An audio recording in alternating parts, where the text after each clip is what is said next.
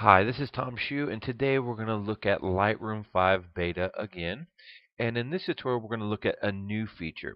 But before we get into that new feature, I want to show you how you might work with some of the standard tools that are Lightroom. And so when I show you the new tool, you can see the benefit of it. So if we come over here and we click on Effects, and we wanted to create a vignette, say we wanted to draw our viewer's attention to the center of the frame, you have midpoint, and you have the amount you can apply, and you can choose if it's round or rectangular shaped, and then you can feather it, and then you can control if it affects the highlights or not.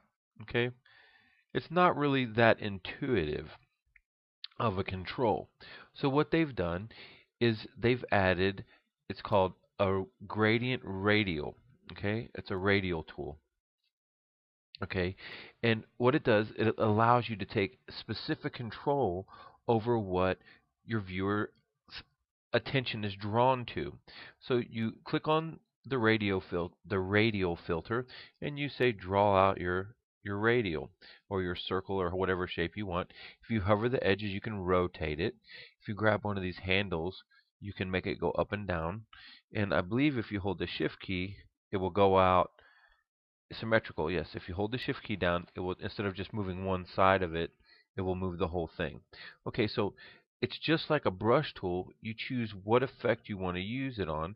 So say if this one we use exposure. Now, if we choose to use exposure and we drag it down, you see it's going to make everything outside of that radial darker. If we wanted to invert the effect, we come down here and click invert. Okay, we can also feather how this effect takes place. Okay, so I'd used exposure so you could see exactly what's happening here. So let's feather this out. Okay, and maybe we won't bring the exposure too much. And say if you wanted to make it a situation where you changed the colors, you went from a color to a black and white, it'd be really simple if you just come over and grab your saturation slider. Now you can see that everything inside the circle is got color and everything else is desaturated. So you can really play with this. We can grab the clarity up. We can take the highlight detail information and bring it down or bring it up. It's all up to you.